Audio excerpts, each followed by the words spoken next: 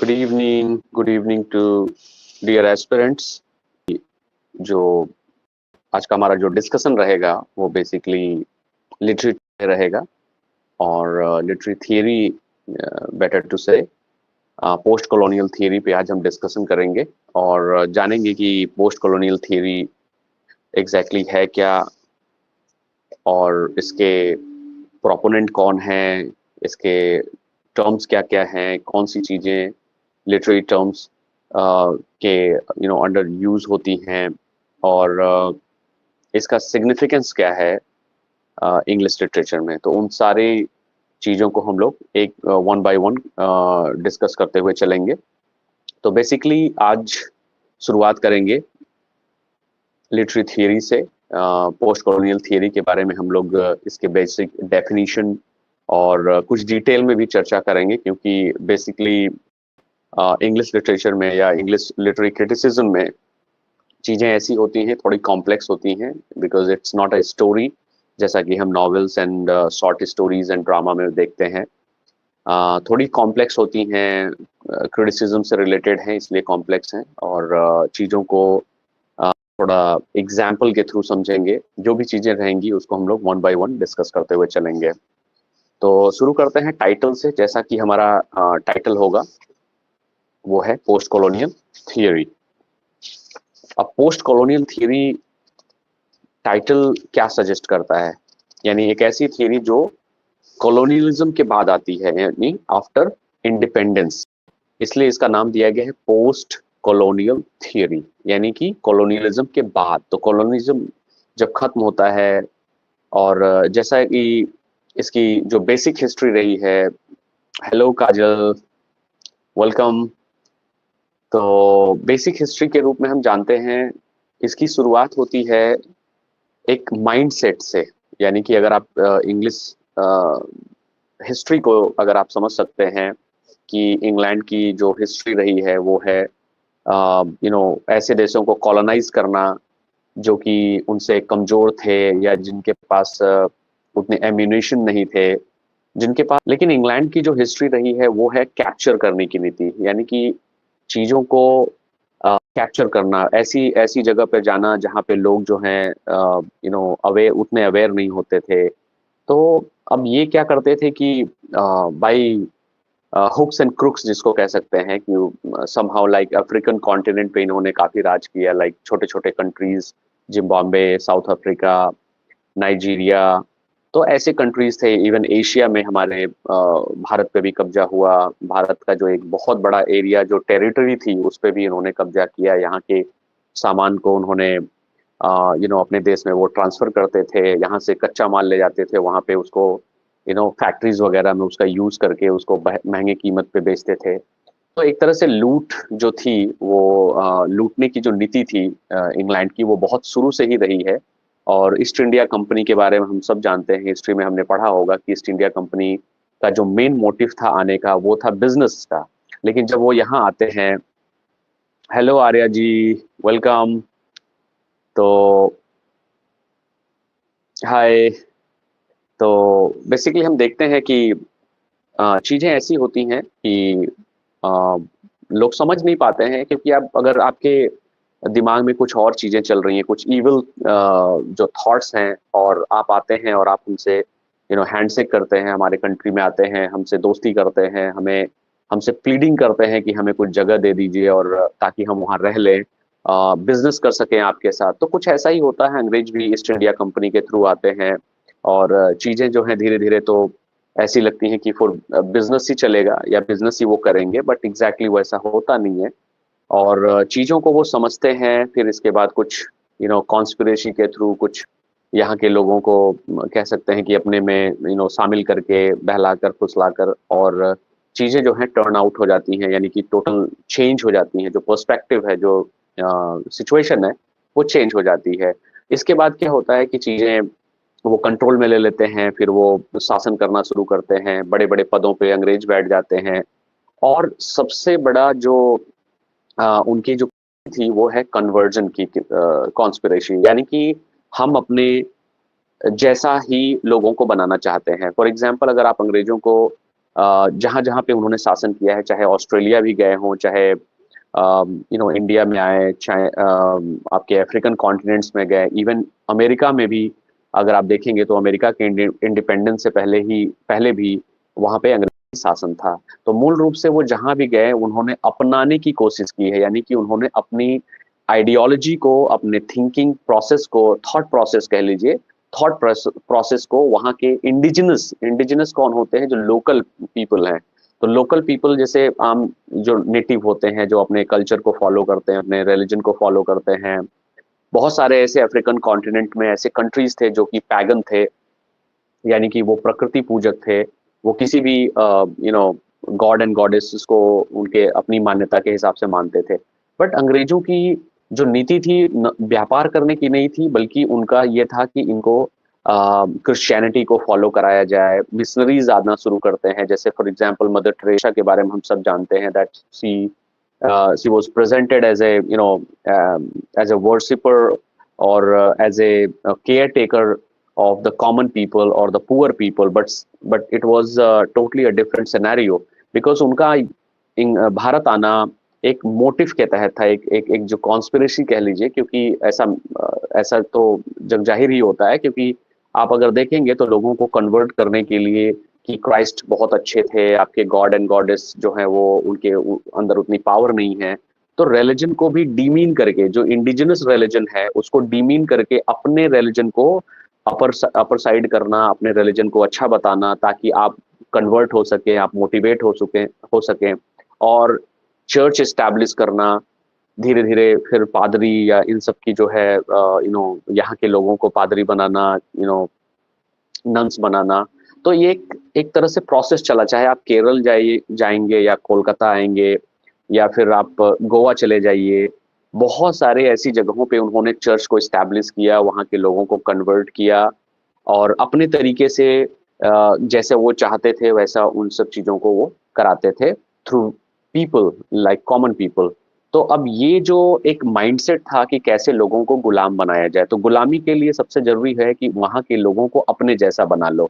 यानी अगर वो अपने तरीके से सोचेंगे तो आपको अपना एक्सेप्ट नहीं करेंगे। तो इसके लिए सबसे अच्छा क्या होता है कि उनको अपने जैसा ही कर लो, ताकि वो अपने को आपको एक्सेप्ट करें और बाद में उन्हीं के ऊपर आप जो है शासन करो। तो एग्जैक्टली यही हुआ भारत के साथ भी। बहुत सारे ऐसी चीजें हुई, वॉर्स हुए, यहाँ के लोग जो है कुछ कह सकते हैं कि हेल्प नहीं किए, गद्दारी भी एक एक जो प्रोसेस रहा है कि बहुत सारे लोग जो है अंग्रेजों का साथ दे दिए ताकि जो है भारत को कमजोर किया जा सके। तो ऐसी चीजें अफ्रीका में भी हुई। अफ्रीका में जो इंडिजिनस लोग रहते थे, जो पहाड़ों की पूजा करते थे, उनके पास वो तीर कमान होते थे, लेकिन अंग्रेज वहां जाते हैं और फिर उनके लोगों को बताते हैं कि भाई आप लोग तो बहुत गंदे तरीके से रहते हो, आप लोग हाथ से खाना खाते हो, फॉर्क का यूज नहीं करते हो, आपके गॉड एंड गॉडेस पावरफुल नहीं है, एंड आपके आसपास स्कूल्स नहीं है, हॉस्पिटल्स नहीं है। तो बहुत सारी चीजें उन्होंने बतानी शुरू की। आप लोगों को, आपकी लैंग्वेज अच्छी नहीं है, आपके ड्रेसेस अच्छे नहीं है। अब फॉर एग्जांपल अफ्रीकन कॉन्टिनेंट में अगर आप हम लोग सब जानते हैं कि वहाँ पे अभी भी बहुत सारे ऐसी जो कम्युनिटी हैं जो आज भी जंगलों में रहती हैं। वहाँ के धीरे धीरे करके लोगों को अपने तरीके से सोचने के लिए मजबूर करते रहे, और एक समय ऐसा आता है जब लोग जो हैं उन्हीं की तरह सोचना कुछ शुरू करते हैं, जैसा कि भारत में होता है। और दूसरी चीज है, आज हम इंग्लिश लिटरेचर पढ़ रहे हैं बिकॉज ऑफ लाइक जो अंग्रेजों के ही देन है, क्योंकि अगर वो आए नहीं होते तो हम शायद इंग्लिश हमारे लिए उतनी एग्जैक्टली वो एक बहुत ही एक प्रोपोगेंडा के तहत चीजें पहले भी चलती थी, आज भी चलती हैं। आज के समय में क्या है कि आज के समय में सबके पास एक मीडियम है जानने का, चाहे through TV and channels and YouTube. लेकिन पहले चीजें लोग समझ नहीं पाते थे, तो प्रॉब्लम्स होती थी, लोग जो है इजिली डिविएट हो जाते थे, कन्वर्ट हो जाते थे। बट आज के समय में क्या है, मैं बात कर रहा हूँ कॉलोनियल टाइम की, यानी कि भारत या फिर अफ्रीकन कॉन्टिनेंट में जब अंग्रेजों का आगमन होता है तो वो क्या सोचते हैं। तो उनका मानना यही था कि they are the superior one, यानी कि अपने को सुपीरियर करेंगे, दूसरे को आप इंफीरियर करिए। तो इंफीरियर वाले भी ये सोचेंगे कि हम सुपीरियर कैसे बने, क्योंकि देखिए अगर आप मार्केट में किसी भी चीज को पॉलिश करके बेचते हैं तो वो चीजें जो है जल्दी बिक जाती हैं। अब उसके अंदर क्वालिटी हो चाहे ना हो, वो अलग चीज होती है, बट जो दिखता है वो बिकता है। एग्जैक्टली ये जो एक एक कह सकते सिंपल प्रिंसिपल है, वो भी उनके यहाँ वो अंग्रेज अप्लाई करते थे। लाइक वो अपने को ऐसा प्रेजेंट करते थे कि दे आर द इंटेलेक्चुअल्स। तो इंटेलेक्चुअल्स क्या होते हैं? पढ़े लिखे लोग होते हैं, और उनके ड्रेसेस अच्छे होते हैं, खाने का तरीका अच्छा होता है, वेल रिफाइंड तरीके से वो सोफिस्टिकेटेड तरीके से रहते हैं। तो यही ये होता है कि जब हम दूसरे व्यक्ति को देखते हैं, जैसे आज भी अगर कॉलोनियल माइंड की आप बात करेंगे तो आज भी हम देखते हैं कि अगर हमारे आसपास कोई अंग्रेज आ जाता है तो हम बहुत ही जल्दी फैसिनेट हो जाते हैं, यार ये तो इंटेलिजेंट ही होगा। मतलब कि आपकी स्किन जो है वो आ, ये प्रेजेंट करती है या ये सोचने के लिए मजबूर करती है कि उसकी स्किन फेयर होगी तो वो इंटेलेक्चुअल होगा, वो इंटेलिजेंट होगा, वो बहुत पढ़ा लिखा होगा। और जिसकी स्किन जो है थोड़ी सी डल रहती है तो ऐसा माना जाता है कि अरे नहीं ये तो फिर, क्योंकि ये जो माइंडसेट है, ये जो थॉट प्रोसेस है, ये लोगों को आज से नहीं, ये कई सौ सालों से डाला गया है कि जिसका भी डल कलर हो या फिर वो उन वहाँ के जो लोकल तरीके से अपने कल्चर को फॉलो करते हैं, तो वो क्या होंगे कि वो रिफाइंड नहीं होंगे, वो सोफिस्टिकेटेड नहीं होंगे। तो ये जो थॉट प्रोसेस है ये एग्जैक्टली यही बताता है। बॉलीवुड की मूवी देख लीजिए, हॉलीवुड की मूवी देख लीजिए। आज अगर हॉलीवुड की बात करेंगे तो हॉलीवुड को हम हमेशा अप्रिशिएट करते हैं, तो बॉलीवुड को कहेंगे अरे यहाँ तो यहाँ के लोग कॉपी करते हैं। तो ये एक तरह से ये भी माइंडसेट है। ड्रेसेस को देख लीजिए आप, अगर वो ब्लेजर्स पहनते हैं, वो टाई लगाते हैं, सूट बूट लगाते हैं, कैप लगाते हैं, according to their own weather. यानी कि चूंकि यूरोपियन वेदर जो है काफी कोल्ड होता है तो वो अपने तरीके से पहनते हैं, और हमारे यहाँ उतनी कोल्डनेस जो विंटर है उतनी चिली नहीं होती है, तो हम धोती कुर्ता भी पहनते थे पहले। पहले हम संस्कृत में बात करते थे, संस्कृत में चीजों को स्टडी करते थे। लेकिन धीरे धीरे अंग्रेजों ने ये बताना शुरू किया कि आपकी जो संस्कृत है वो बहुत कॉम्प्लेक्स है। यानी ये कॉलोकुअल लैंग्वेज, कॉलोकुअल मतलब होती है स्पोकन लैंग्वेज नहीं है, ये कॉम्प्लेक्स है, ये अच्छी नहीं है, ये लोगों के बीच नहीं जा पाएगी। और मैकाले जैसे लोग आते हैं, मैक्स मुलर जैसे लोग आते हैं, जो कि इंग्लैंड से भेजे गए थे ये बताने के लिए कि आप जाइए और इंडिया के एजुकेशन सिस्टम को चेंज करिए। उनको ये बताने की कोशिश करिए कि आपका एजुकेशन सिस्टम खराब है, आपके एजुकेशन सिस्टम से दुनिया जो है आगे डेवलप नहीं कर सकती है, आप विकास नहीं कर सकते हैं। और धीरे धीरे किताबों को चेंज करना शुरू किया उन्होंने। ट्रांसलेशन जब उन्होंने शुरू किए तो अपने तरीके से ट्रांसलेट करना शुरू किया, क्योंकि जिसके हाथ में पावर होती है वो चीजों को एज इट इज करता है। यानी कि जो परोसा जाएगा हम वही पढ़ेंगे। फॉर एग्जाम्पल अगर आप आज देखेंगे तो एनसीईआरटी की बुक्स में भी बहुत सारी चीजें हैं, या फिर आज जो भी चीजें हम पढ़ रहे हैं वो भी कहीं ना कहीं एक इंग्लिश क्रिटिक के द्वारा या इंग्लिश स्कॉलर के द्वारा जो है लिखी गई है, हम उसे ट्रांसलेट करके पढ़ते हैं। तो एग्जैक्टली हम क्या करते हैं कि हमारा जो माइंड है वो ऑक्यूपाइड हो जाता है, वो हिप्नोटाइज हो जाता है कि नहीं उधर की चीजें, यानी वेस्ट की चीजें अच्छी होंगी, ईस्ट की चीजें खराब होंगी। अब हमारे पास सब कुछ है। अगर आप भारत की बात कर लीजिएगा तो वेदर वाइज अगर आप देखें, हमारे पास सब तरह के वेदर हैं। यानी कि फॉर विंटर भी हम इंजॉय करते हैं, समर भी इंजॉय करते हैं, रेनी सीजन भी इंजॉय करते हैं। एक एक टाइम पीरियड के बाद, 4-4 3-3 महीने के बाद हम सारे सारे वेदर को एंजॉय करते हैं। बट आप यूरोप की बात करिएगा जहां 8-8 महीने जो है ठंड पड़ती है और गर्मी बहुत कम पड़ती है, तो वो अपने तरीके से रहते हैं। लेकिन इसके बाद भी उन्होंने अपने को बेहतर किया, चाहे कल्चर वाइज हो, लैंग्वेज वाइज हो, जिस तरह से भी उन्होंने कहीं ना कहीं चीजों को मोटिवेट किया लोगों को ये सोचने के लिए कि they are the superior one and we people are the inferior one. तो मैं ये सारी बातें आपको इसलिए बता रहा हूँ क्योंकि अगर आप पोस्ट कॉलोनियल थियरी को पढ़ते हैं तो आपको कॉलोनियल माइंडसेट को समझना पड़ेगा in order to understand the post colonial theory और as a concept. Okay, so these are the basic thing, जैसा कि हम हिस्ट्री में भी पढ़े हैं। तो अब क्या होता है कि चीजें ऐसी होती हैं, वर्ल्ड वॉर सेकेंड होता है 1939 टू 1945 के अराउंड। ये टाइम पीरियड था जब इंग्लैंड की पूरी कह सकते हैं कि जो पावर है वो शिफ्ट हो जाती है अमेरिका की तरफ। अब अमेरिका क्या हो गया? सुपर पावर हो गया। आज भी अमेरिका सुपर पावर की तरह ही रोल प्ले करता है, क्योंकि दुनिया में जो भी चीजें बदलनी है, क्या करना क्या नहीं करना, किसे झगड़े लगाने हैं, किससे दोस्ती करनी है, सब कुछ वो अपने तरीके से करता है। तो एग्जैक्टली यही टाइम था जब इंग्लैंड के हाथ में पावर थी। यानी before 1945 England was the super power of the world.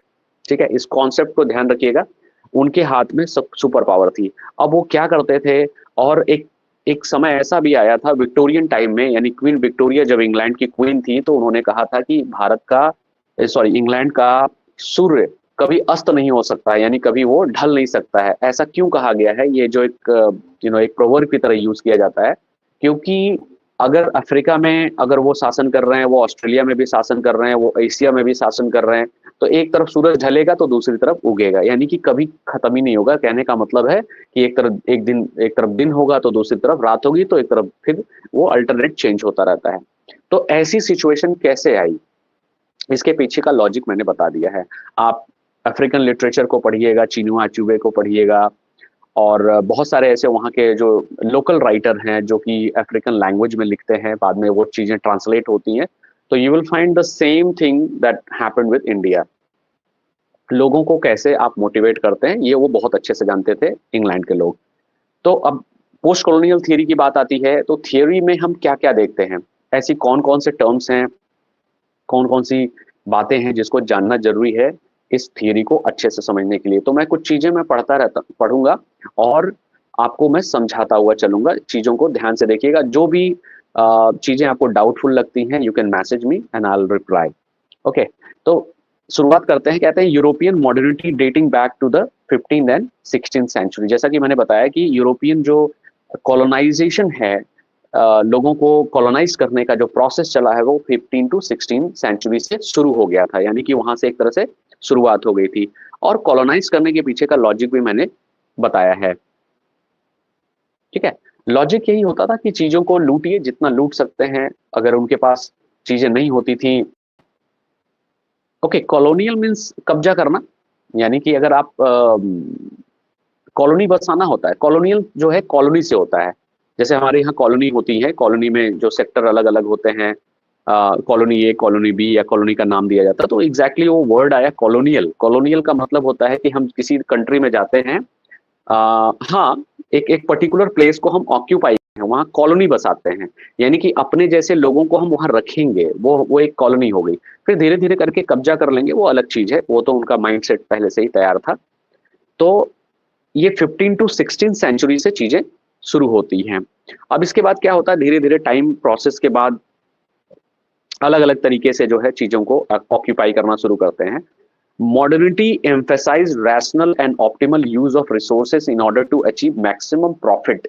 अब ये मैक्सिमम प्रॉफिट क्या है? मैक्सिमम प्रॉफिट होता है कि आप अगर 10 रुपए किसी चीज में इन्वेस्ट करते हैं और 20 रुपए कमाते हैं, तो ये तो डबल प्रॉफिट हो गया। इंग्लैंड के लोगों ने या इंग्लिश पीपल ने भी यही इन्वेस्टमेंट की। अब वो क्या करते हैं, इन्वेस्टमेंट करते हैं इंडिया पे, इन्वेस्टमेंट करते हैं अफ्रीकन कॉन्टिनेंट पे। उन्हें पता था जो नेचुरल रिसोर्सेज हैं वो हैं साउथ अफ्रीका में।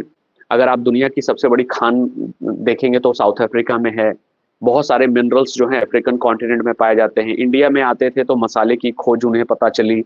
वो डिफरेंट काइंड्स ऑफ, वो जो कालीन होते हैं, अच्छे अच्छे सूती वस्त्र होते हैं, यहाँ पे उन्होंने देखा।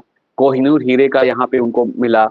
तो ये जो इन्वेस्टमेंट था कि लोगों को भेज के आप चीजों को स्टैब्लिश करिए थ्रू पीपल और through company like east India company. तो अब उन्होंने इन्वेस्टमेंट किया कुछ लोगों को यहाँ भेज के, और धीरे धीरे ऑक्यूपाई कर लिया। तो ये तो प्रॉफिट हो गया भाई, कि हमने देश को ही ऑक्यूपाई कर लिया, पहले तो कुछ लोगों को मैंने भेजा था। तो ये सारी चीजें जो हैं कि मैक्सिमम प्रॉफिट का जो एक उनका लॉजिक था, वो हमेशा से रहा है, चाहे वो कहीं भी कब्जा किए हों। तो this was directly linked to the economic system of capitalism where profit and efficiency were seen as intimately linked. अब ये बात आती है कैपिटलिज्म की। कैपिटलिज्म हम सभी जानते हैं कि कैसे इंडस्ट्रियल रेवोल्यूशन आता है यूरोप में, और चीजें जो हैं कैपिटलिस्ट लोग बड़ी बड़ी कंपनियां लगाते हैं, फिर लेबर वर्क को वो एक तरह से कहते हैं एक्सप्लॉइट करते हैं, लोगों को एक्सप्लॉइट करना शुरू करते हैं। तो कैपिटलिज्म क्या करता है कि वो चीजों को प्रॉफिट के तौर पे ही देखता है, यानी वो लोगों को ही प्रॉफिट समझता है। वहां पे ह्यूमैनिटी नाम की चीज नहीं होती है, यानी कि एक इंसान में वो देख रहा है कि ये मेरे लिए काम कर सकता है, वो गरीब है, तो और भी फायदा है, क्योंकि वो गरीबी के कारण आपके फैक्ट्री में काम करेगा और 10 घंटे की जगह 16 घंटे काम करेगा और आपको प्रॉफिट देगा। तो कैपिटलिस्ट की विचारधारा बहुत क्लियर है, उन्हें प्रॉफिट चाहिए इस वजह से। तो यहाँ पे भी यही चीजें होती हैं कि जब इंडस्ट्रियल रेवोल्यूशन आता है विक्टोरियन टाइम पीरियड में, जहाँ पे बहुत सारी फैक्ट्रियां लगती हैं, कोयला या स्टीम इंजन का आविष्कार होता है, साइंटिफिक इन्वेंशंस होते हैं, तो बहुत सारी चीजें।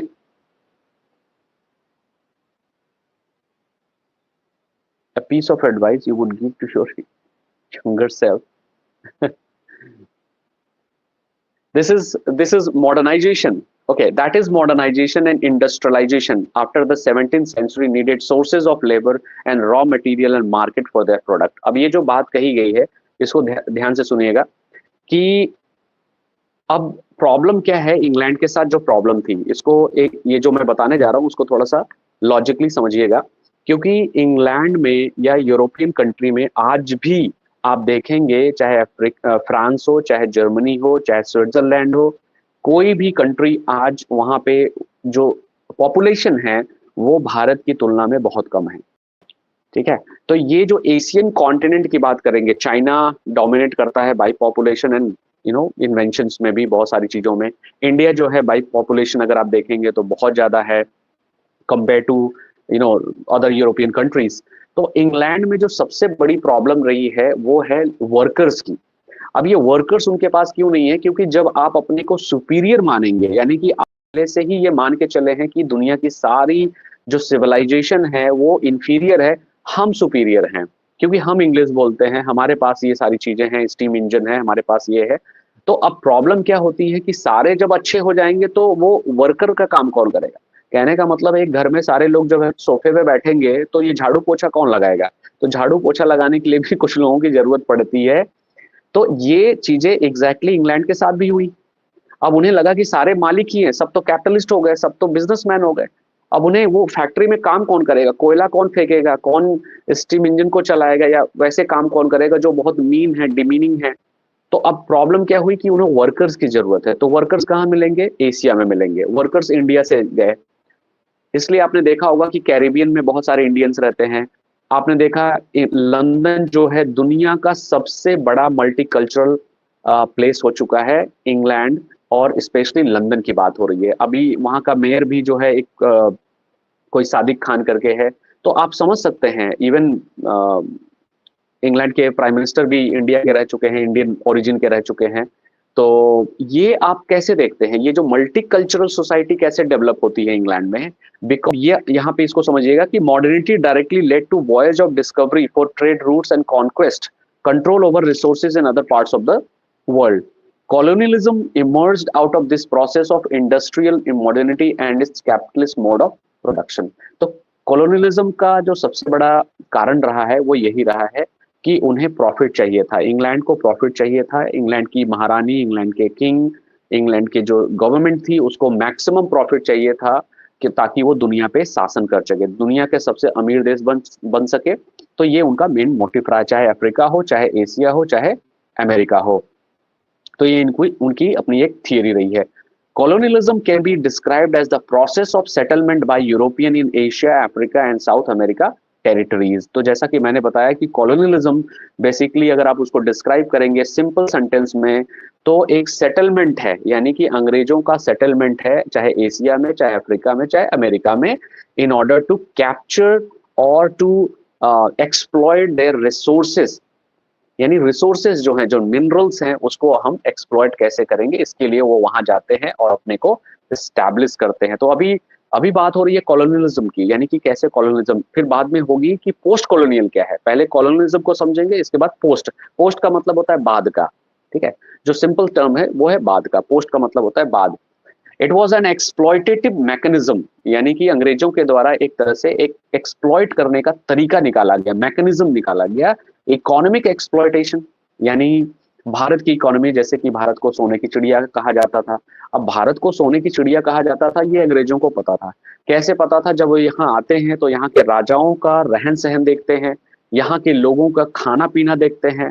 वो ये अलग चीज है, उन्हें पता था कहीं ना कहीं कि यहाँ के लोग बहुत अमीर हैं। अब वो खाते हैं तो अच्छा ही खाना खाएंगे, कोई बुरा खाना तो खाएंगे नहीं। लेकिन चूंकि उन्हें ऑक्यूपाई करना था, उन्हें कैप्चर करना था, तो धीरे धीरे चीजों को वो समझाना शुरू करते हैं, यहाँ के सिस्टम को बदलते हैं, यहाँ के लोगों के माइंडसेट को बदलते हैं।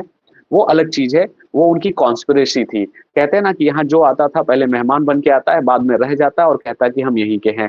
तो ये सारी चीजें तो एक एक लंबा एक चला है। और बाद में यही हुआ, economic exploitation of the resources, ये जो जो बात मैंने अभी बताई, the use of native people. अब यूज ऑफ नेटिव पीपल का क्या मतलब है कि अंग्रेज तो बहुत कम थे, यानी अगर 1000 की संख्या में तो यहाँ के लोगों को लाख के ऊपर वो शासन करते थे, करोड़ों के ऊपर, यानी कि अगर लाख में अंग्रेज हैं तो करोड़ों के ऊपर कैसे शासन करेंगे, क्योंकि जो हाईएस्ट पोजीशन है, एक सुपरिटेंडेंट है या वॉयसरॉय है या जो जो पोजीशन है बड़ी बड़ी, वो कब्जा है। अब पुलिस की भर्ती में कौन है, पुलिस में इंडिया के लोग रहते थे।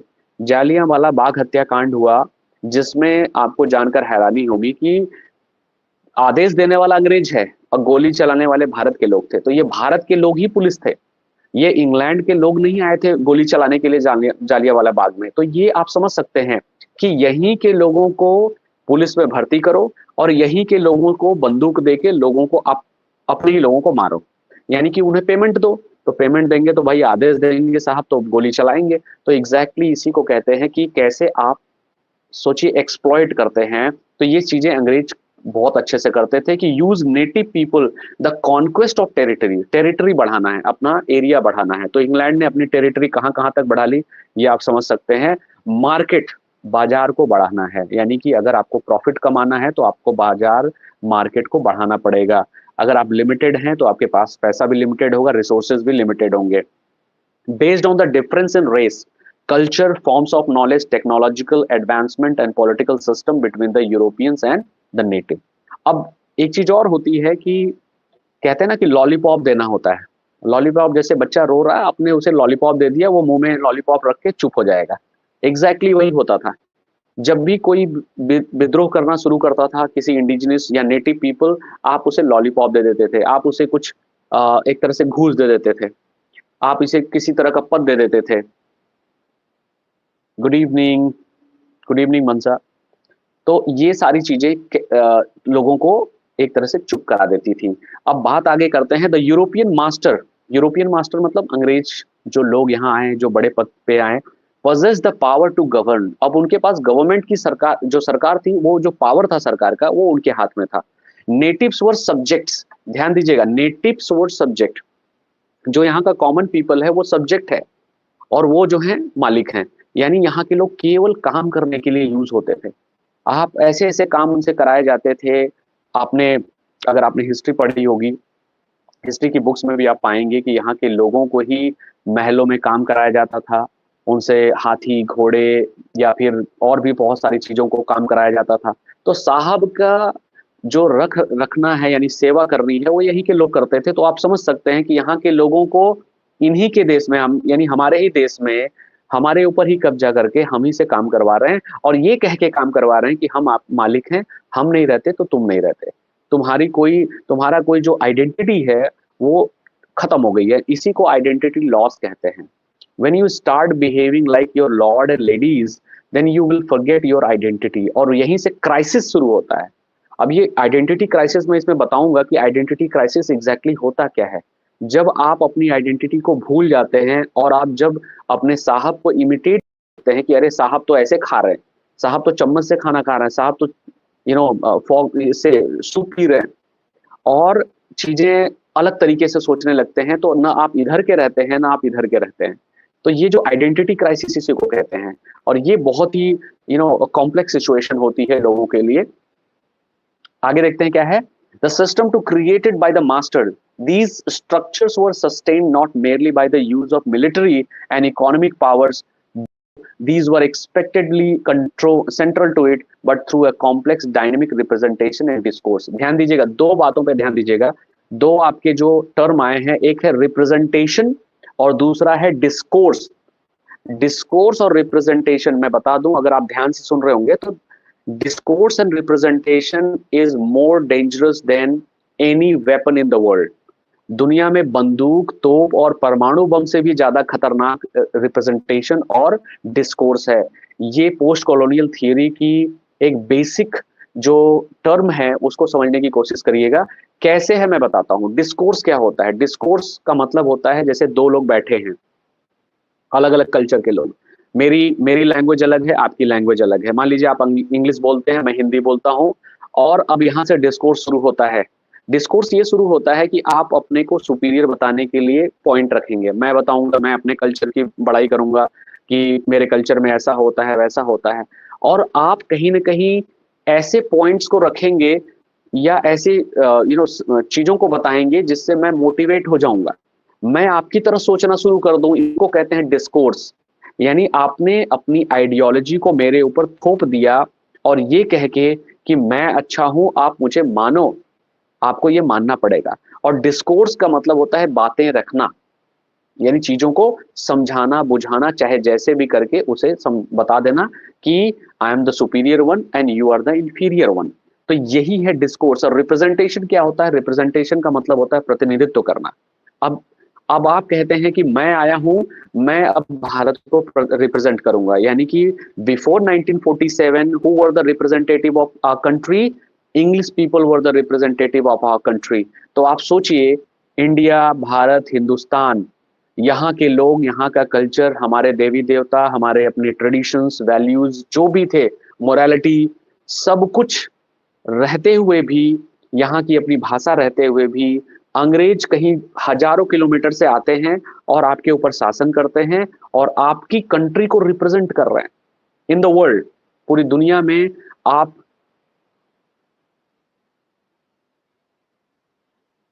Okay, thank you so much. Okay, तो आगे बढ़ते हैं। तो ये रिप्रेजेंटेशन और डिस्कोर्स जो है मैंने बताया। देखिए, बंदूक से मैं सिंपली ये चीज बताना चाहता हूं कि आप ऐसे समझिए, बंदूक से आप कितने लोगों को मार लेंगे एक बार में? और जिस दिन माइक मिलता है किसी को ना, तो वो हजारों और लाखों लोगों को, फॉर एग्जांपल हिटलर को आप समझ लीजिए। हिटलर एक ऐसा व्यक्ति हिस्ट्री में आया जिसकी हाइट बहुत कम थी। अगर आप देखेंगे, अगर एक व्यक्ति से वो लड़ेगा तो वो जीत नहीं पाता।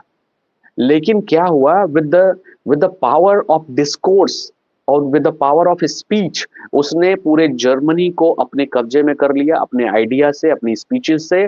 और एक वक्त पे ऐसा हुआ कि अगर हिटलर कह देता था किसी को कुएं में कूदने के लिए या मरने के लिए, वो व्यक्ति कूद सकता था, मर सकता था फॉर हिटलर। आप ये समझिए, अगर वो बंदूक से मार के डरा कर अगर किसी को अपने पास करता तो कितने लोगों को करता? हजार या लाख हो सकते हैं, लेकिन करोड़ों लोग उसके फॉलोअर्स हो गए। और ये क्या था? ये डिस्कोर्स था। इसी को कहते हैं रिप्रेजेंटेशन और इसको कहते हैं डिस्कोर्स। एग्जैक्टली अंग्रेजों ने भी भारत में यही किया। अब आगे देखते हैं कि false representation of him herself by the European was made possible through education system। अंग्रेजों के आने के बाद जो सबसे पहला काम उन्होंने किया कि यहाँ की एजुकेशन सिस्टम को उन्होंने चेंज किया। भारत का पहला लॉ स्कूल कोलकाता में बना। इसके बाद धीरे एजुकेशन सिस्टम में इंग्लिश को घुसाया गया। इसके बाद धीरे धीरे ड्रेसेस चेंज किए गए। और जब गुरुकुल पद्धति रही होगी तो आई होप की चीजें आप सब समझ सकते हैं कि टीका लगाना, कलावा पहनना, धोती कुर्ता पहन के जाना, गुरु की सेवा करना, लोग वहां रहते थे अपने तरीके से, पढ़ाई होती थी। ये सारा सिस्टम आ गया। अब एक पक्के मकान में लोग वहां रहते थे, टीचर जाता था और वो पढ़ाना शुरू करता था। सारी चीजों को हटा दिया गया। अब आप उनका अपना ड्रेस समझ सकते हैं कि कॉन्वेंट स्कूल में जो ड्रेसेस होते हैं, आज का कॉन्वेंट स्कूल कुछ अलग नहीं था। वहीं से शुरुआत होती है किंडरगार्टन की, और धीरे धीरे एजुकेशन सिस्टम में अपनी आइडियोलॉजी को लाने की कोशिश की गई। गीता का ट्रांसलेशन हुआ, रामायण का ट्रांसलेशन हुआ, महाभारत का ट्रांसलेशन हुआ। सारी चीजों को अपने तरीके से उन्होंने ट्रांसलेट करके लोगों के सामने रखना शुरू किया। रिलीजन, धर्म की बात आती है तो मैं बार बार कहता हूं कि रिलीजन जो है वन ऑफ द कंपोनेंट्स, जब वो लोग मोटिवेट करना शुरू किए, जीसस क्राइस्ट, मदर मेरी, गॉड की बातें करते हैं, गॉस्पेल्स पढ़ाना शुरू करते हैं। अब आप देखिए कि मदर टेरेसा जब आती हैं तो वो कहती हैं कि जीसस क्राइस्ट के आशीर्वाद से गरीबों की गरीबी दूर हो जाएगी, उनका दुख दूर हो जाएगा, उनकी बीमारियां दूर हो जाएंगी। लेकिन एक वक्त आता है कि चीजें ऐसी होती हैं कि खुद पे जब पड़ती है तो लोगों को लगता है कि नहीं, ये तो नहीं हो सकता है। तो आप समझिए, कन्वर्जन जो है वो बहुत ही पहले से प्रोसेस चल रहा है, यानी ये कोई नई बात नहीं है। तो ये रिलीजन्स के थ्रू भी उन्होंने कब्जा करना शुरू किया।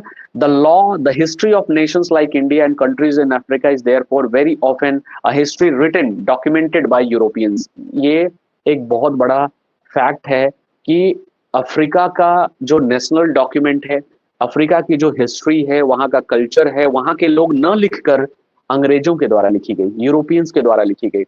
गोवा पे शासन जो है पुर्तगालियों का था। अब आप समझ सकते हैं कि पुर्तगाल आज के समय में भी बहुत छोटा सा देश है, जहां की जनसंख्या मुश्किल से 5 से 6 करोड़ होगी, मैक्सिमम होगी। आई होप अगर मैं गलत ना हूं तो। चीजें आप समझ सकते हैं, एक छोटी कंट्री फ्रांस आता है, फ्रांस भी आक्रमण करके वो भी कब्जा कर लेते हैं कुछ साल के लिए। इंग्लैंड के लोगों की आबादी भारत के मुकाबले उस समय भी कम थी, आज भी कम है। तो आप समझ सकते हैं कि कॉलोनियलिज्म को उन्होंने कैसे बढ़ाया, उसको कैसे स्प्रेड किया। ये सारी चीजें आपको सोचनी पड़ेंगी in order to understand post colonial theory. Colonial modernity is thus a conjugation of act of representation and act of political and economic power। दो चीजें, एक पॉलिटिकल पावर और एक इकोनॉमिक पावर, ये दो चीजें जो पॉलिटिक्स से और इकोनॉमिक्स से, यानी पैसे से और पॉलिटिक्स करके, राजनीति करके उन्होंने चीजों को कब्जा किया।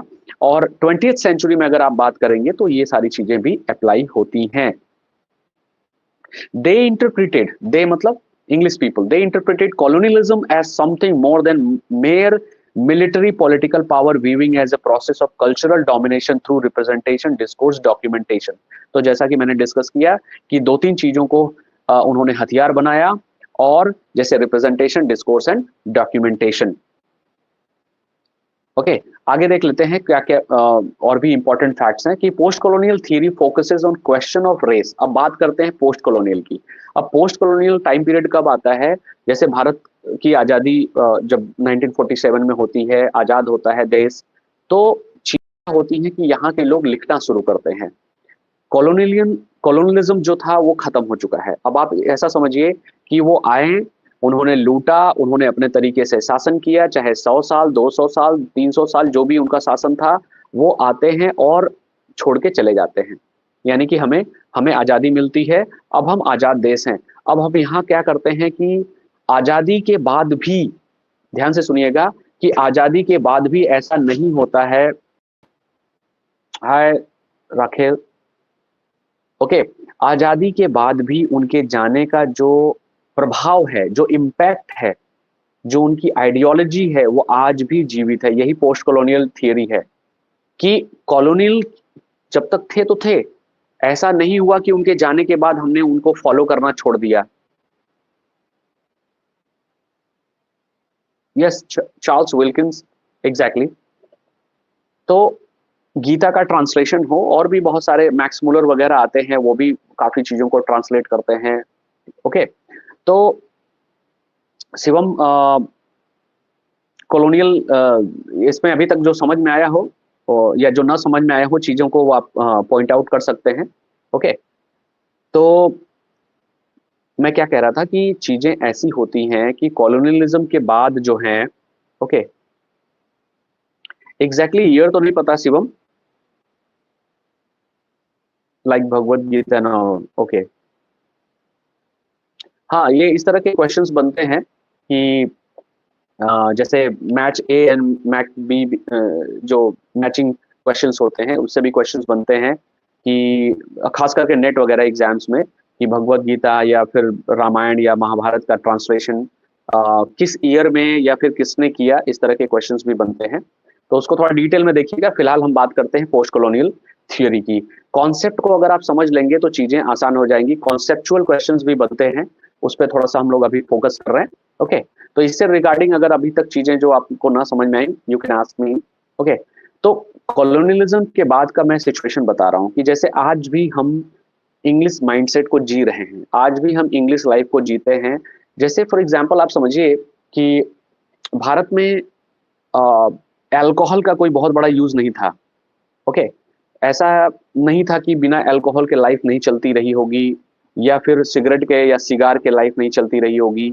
आज हम शादियों में देखते हैं तो लोग ब्लेजर, यानी गर्मी के समय में जब शादी होती है तो लोग ब्लेजर पहनते हैं। तो ये जो पहनावा है, और जो सबसे बड़ा जो इम्पैक्ट आपको देखने को मिलेगा कि आप किसी भी मेट्रो सिटी में जाइए, या किसी भी छोटे शहर में भी अगर आप रहते हैं, अगर आप इंग्लिश के दो चार वर्ड्स बोल देते हैं, दो चार सेंटेंसेस बोल देते हैं, और सिगरेट पीते हुए चाय पीते हैं, तो ये जो एक कल्चर जो वो दे के गए हैं, या जो रहते थे, जो लाइफ वो जीते थे, एग्जैक्टली अगर हम उसी को फॉलो कर रहे हैं, तो इसका मतलब है कि अंग्रेज की आइडियोलॉजी, उनका जो आइडिया है, उनका जो वे ऑफ लिविंग है, आज भी जिंदा है। अब आप देखिएगा कि बहुत सारे लोग जो हैं इंग्लिश में या फिर अपने कम्युनिकेशन के लिए जो है इंग्लिश को ज़्यादा प्रेफर करते हैं rather than Hindi and mother tongue. तो ये क्यों है? ये इसलिए है क्योंकि हम आज भी उन्हें कॉपी कर रहे हैं। आज भी एक वर्ड है मिमिक्री। मिमिक्री क्या होती है कि आज हम उनकी तरह मिमिक्री कर रहे हैं, यानी उन्हीं की तरह बनना चाहते हैं, उन्हीं की तरह कपड़े पहनना चाहते हैं, उनकी तरह बोलना चाहते हैं, रहना चाहते हैं। और चीज़ें ऐसी भी हैं कि अगर आप इवन बुक्स के पब्लिकेशंस को भी देखेंगे तो जैसे रूपा पब्लिकेशन है, अगर आपने ध्यान दिया होगा तो रूपा पब्लिकेशन भी बुकें पब्लिश करता है। और आपकी कैम्ब्रिज हैं और बुक्स वे भी हैं, ऑक्सफोर्ड की जो पब्लिकेशन है। तो ये क्या है कि अगर आपने बुक शॉप पे आप जाते हैं और आपके सामने 4 किताबें रखी हुई हैं डिफरेंट पब्लिकेशंस की, इसमें भारत का भी पब्लिकेशन है, इंग्लैंड का भी पब्लिकेशन है, या बेटर टू से यूरोपियन पब्लिकेशन है, तो आपका पहला ध्यान होगा यूरोपियन पब्लिकेशन पे। अब उसके अंदर क्या है, कॉन्सेप्ट कैसा है, कैसी है, आपका उस पर ध्यान नहीं जाएगा।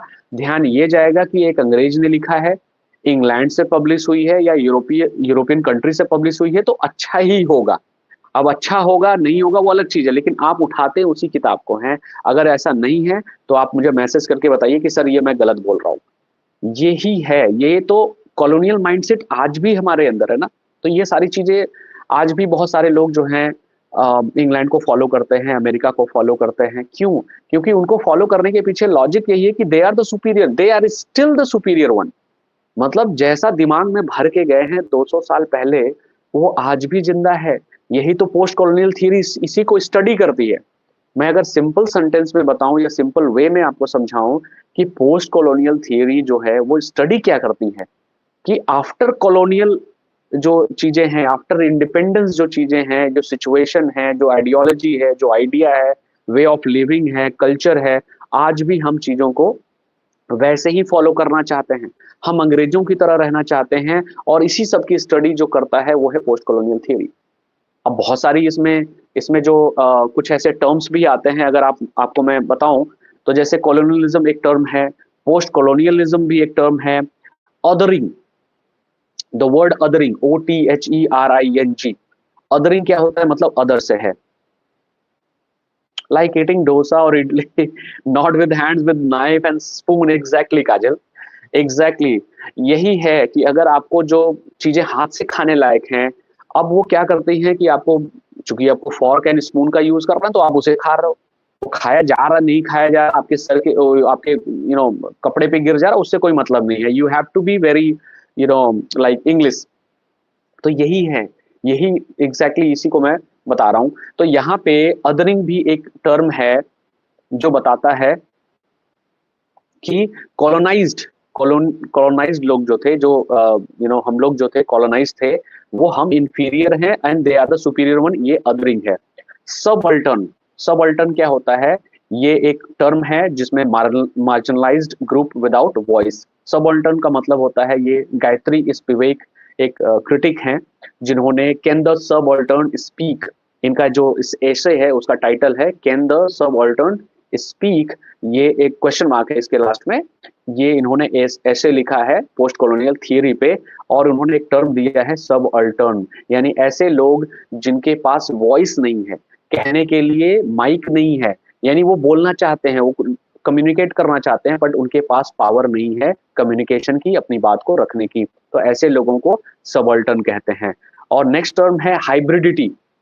अब आप इसको ऐसे समझिएगा, हाइब्रिडिटी, HYBRIDITY, हाइब्रिडिटी क्या है? ये टर्म जो है होमी भाभा, होमी भाभा ने दिया है। ये भी पोस्ट कॉलोनियल थियरिस्ट हैं। इन्होंने दिया है कल्चरल मिक्सिंग। हाइब्रिड क्या होता है? Okay, othering subaltern, this term are given by Gayatri Chakravorty. Exactly हाँ, ये जो है सबअल्टर्न जो है गायत्री स्पिवेक चक्रवर्ती के द्वारा दिया गया है। और उन्होंने सबअल्टर्न के बारे में डेफिनेशन दी है कि सबअल्टर्न कौन है? जो मार्जिनलाइज्ड हैं, जो वॉइसलेस हैं, वॉइसफुल नहीं, वॉइसलेस हैं। हाइब्रिड टर्म जो है होमी भाभा ने दिया है, जिसमें उन्होंने कल्चरल मिक्सिंग की बात की है। अब हाइब्रिडिटी को समझिएगा क्या होता है। इसको बहुत आसान भाषा में अगर मैं कहूँ तो आज की जो म्यूजिक है, जैसे फॉर एग्जाम्पल आपने बहुत सारे ऐसी म्यूजिक्स को सुना होगा। यस, हाइब्रिडिटी भाई भाभा, एग्जैक्टली इसी को मैं डिस्कस कर रहा हूँ तो मैं भाभा की हाइब्रिडिटी को अगर बहुत ईजी वे में समझाऊं तो यही है कि म्यूजिक का मिक्स होना, यानी कि एक तरह से आप समझिए कि क्लासिकल म्यूजिक चल रहा है, इसके बीच में जैज म्यूजिक डाल दीजिए। अमेरिकन कल्चर का जो म्यूजिक होता है ना, jazz music, mixing of language culture and style of talking anything, exactly वो लैंग्वेज भी मिक्स होती है। और मैं एक म्यूजिक के एग्जाम्पल के थ्रू आपको समझाने की कोशिश कर रहा हूँ, है ना। लैंग्वेज भी मिक्स होती है, लैंग्वेज जैसे आप इंग्लिश बोलते हैं, हिंदी एंड इंग्लिश भी मिक्स हो जा रही है, इसमें और भी लैंग्वेज आपने इसमें यूज कर देते हैं, तो ये लैंग्वेज का मिक्सिंग भी है, कल्चर का भी मिक्सिंग है। फॉर एग्जाम्पल अगर आप देखेंगे तो अभी अगर मैं समझाने लगूं तो बहुत सारी चीजें कंट्रोवर्शियल भी हो जाएंगी, बट एग्जैक्टली मैं ऐसा नहीं करूंगा, क्योंकि आप समझ सकते हैं कि चीजें मतलब चेंज हो रही हैं, लोग जो हैं मिक्स कर रहे हैं। हाइब्रिडिटी का मतलब होता है चीजें जो है दो चीजों का मिक्सअप, ठीक है। तो एग्जैक्टली म्यूजिक में भी यही होता है कि आप दो म्यूजिक को एक साथ जोड़ के एक नया म्यूजिक पैदा कर दीजिए।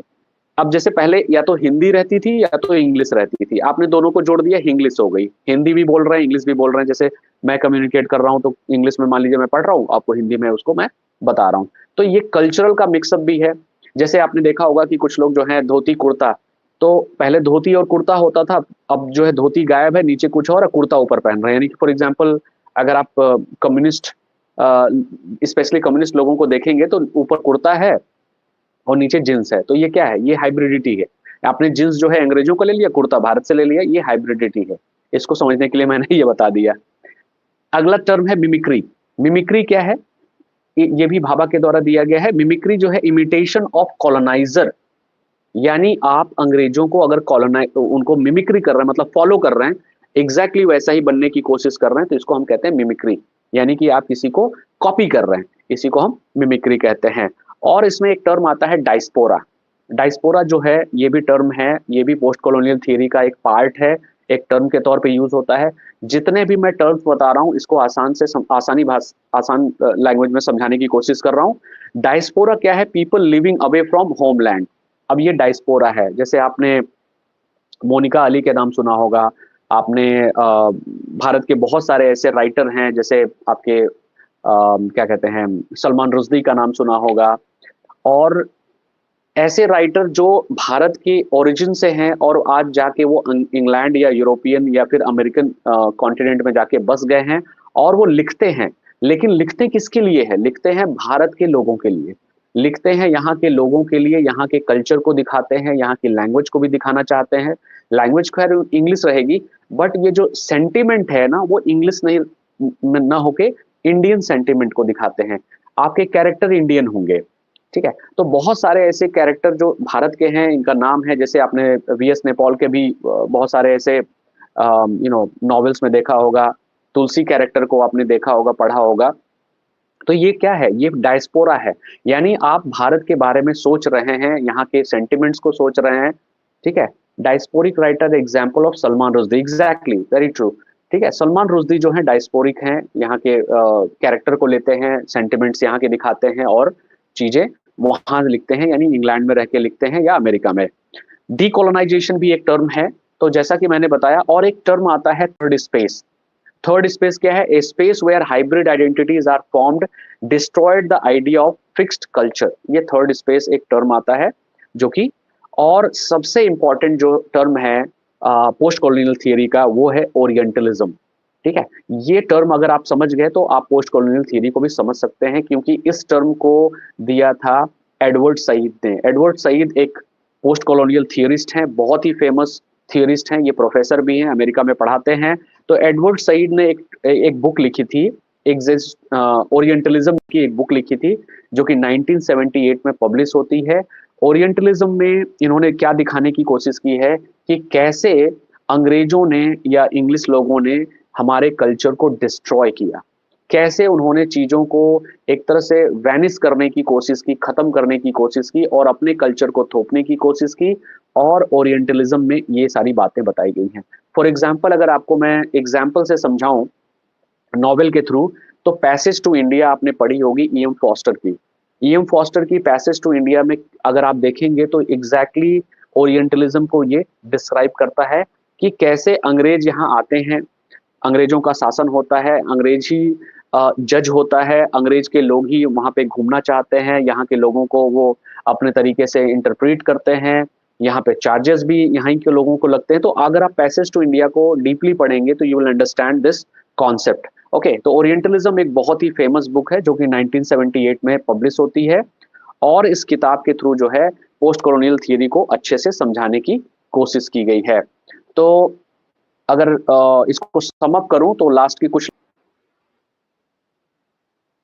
ओके कि post colonial theory focuses on questions of race within colonialism, and so how the optic of race enables colonial power to represent, refract and make visible native culture in particular ways. It begins with the assumptions that colonial writing, art, legal systems, science and other socio-cultural practices are always radicalized, unequal, where the colonial does the representation and the native is represented. तो यहाँ पे जो simple term में अगर मैं समझाऊं कि हर उस सिस्टम को अंग्रेजों ने, इंग्लिश पीपल ने डीकोलोनाइज करने की कोशिश की है, उसको कैप्चर करने की कोशिश की है, डिस्ट्रॉय करने की कोशिश की है, चाहे भारत का या अफ्रीका का, चाहे अमेरिका का लीगल सिस्टम हो, legal system, education system, political system, cultural जो वैल्यूज थे, ड्रेसेस थे, यहाँ की सारी चीजों को जब वो धीरे धीरे डिस्ट्रॉय करते हैं and ultimately they become the super power और दे बिकेम द बॉस कह लीजिए। ओके ओके 1798, नॉट एग्जैक्टली 1978 की बात कर रहा हूँ Shivam, don't be confuse. Okay 1978 में ओरिएंटलिज्म पब्लिश होती है, एडवर्ड सईद ने इसको पब्लिश किया और ओरिएंटलिज्म में इन्होंने बहुत अच्छे चीजों को समझाने की कोशिश की है कि एग्जैक्टली पोस्ट कॉलोनियल थियरी क्या कहती है, क्या इसका नेचर है। तो आई होप कि मैंने as a theory post colonial चीजों को अभी एक बाय डेफिनेशन के तौर पे, या इसका जो कॉन्सेप्ट था कि कॉलोनियलिज्म क्या है, पोस्ट कॉलोनियल कैसे आता है और इसके अंदर कौन कौन से टर्म है। लेकिन अभी पोस्ट कॉलोनियल थियरी खत्म नहीं होती है क्योंकि ये एक वास्ट है, एक थियरी के तौर पे इससे बहुत सारे क्वेश्चंस भी बनते हैं। मैंने अभी बेसिक्स कुछ इसके टर्म्स भी बताए हैं, उन टर्म्स को मैं अप्लाई करता हुआ चलूंगा कि कैसे ये टर्म्स कहाँ कहाँ अप्लाई होते हैं। तो नेक्स्ट के लाइव सेशन में कल मिलते हैं और कल मैं चीजों को और भी समझाने की कोशिश करूंगा कुछ थियरिस्ट के द्वारा, जैसे फ्रेंच फैनन है, ये एक अल्जीरियन थियरिस्ट हैं, कैसे इनकी किताब है, और भी बहुत सारी पोस्ट कॉलोनियल बुक्स हैं। एग्जैक्टली यूट्यूब पर मैं कोई क्लास नहीं लेता हूँ, यही लाइव सेशन चलता है। ओके ये जो लाइव सेशन है इसमें मैं इंटरेक्ट करता हूँ और बाकी मैं वीडियोस वगैरह यूट्यूब पे अपलोड करता हूँ, मेरा चैनल जो है उसमें मैं अपलोड करता हूँ। बाकी आप क्वेश्चंस आपके जो होंगे, कुछ जो वीडियोस मैं अपलोड करता हूँ उसके कमेंट बॉक्स में आप क्वेश्चंस कर सकते हैं और मैं उसको सॉल्व करने की कोशिश करूंगा या डिस्कस करने की कोशिश करूंगा। ओके तो आई होप कि कॉन्सेप्ट वाइज मैंने चीज़ों को अच्छे से समझाया हो और आपको समझ में आया हो। अगर नई चीज़ें क्लियर हुई हैं तो कल के सेशन में हम मिलेंगे लाइव सेशन में and will discuss in deeply. Okay तो तब तक के लिए फिर मिलते हैं अगले सेशन में। Good night everyone.